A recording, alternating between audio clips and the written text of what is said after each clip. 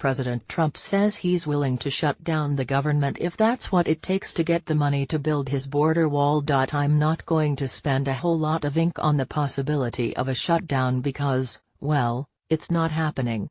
Mitch McConnell and Paul Ryan have made clear that they will not allow it.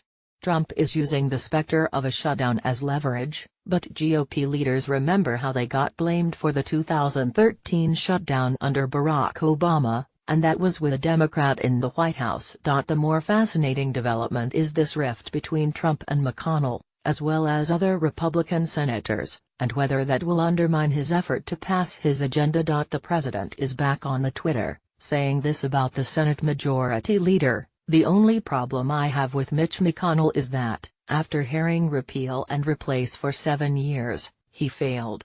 That should never have happened." It's interesting that he frames this as McConnell's failure. While the Kentucky senator bears plenty of responsibility, with only a 2-vote margin in the chamber, he just couldn't muster a majority for any of the versions backed by the White House. Trump also tweeted, "I requested that Mitch and Paul R tie the debt ceiling legislation into the popular VA bill, which just passed, for easy approval. They didn't do it, so now we have a big deal with Dems holding them up, as usual, on debt ceiling approval. Could have been so easy, now a mess." Well, it wouldn't have been that easy. The argument over raising the debt ceiling is always whether it will be a clean bill.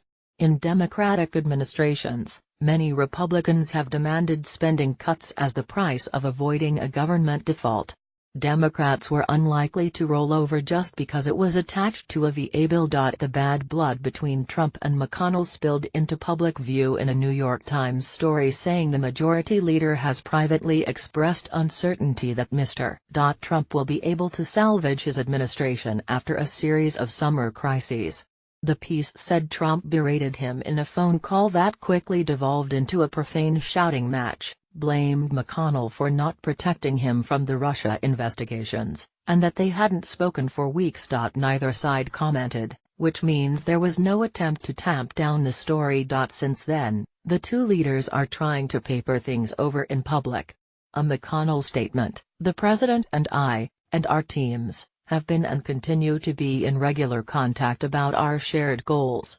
A White House statement: "President Donald J. Trump and Senator Mitch McConnell remain united on many shared priorities, including middle-class tax relief, strengthening the military, constructing a southern border wall, and other important issues." During this same period, Trump ramped up his feud with Arizona's Republican senators, taking veiled shots at Jeff Flake and John McCain during his Phoenix rally, and later tweeting, "Not a fan of Jeff Flake, weak on crime and border. These people don't have to like each other to do business." That's the nature of politics. And presidents sometimes have to strong-arm their own party. But if Trump is going to get a tax cut and an infrastructure bill, he's going to need every Republican vote he can get. In the end, you can only pass bills on the floor, not on Twitter. Howard Kurtz is a Fox News analyst and the host of Media Buzz, Sundays 11 a.m. He is the author of 5 books and is based in Washington. Follow him at @HowardKurtz. Click here for more information on Howard Kurtz.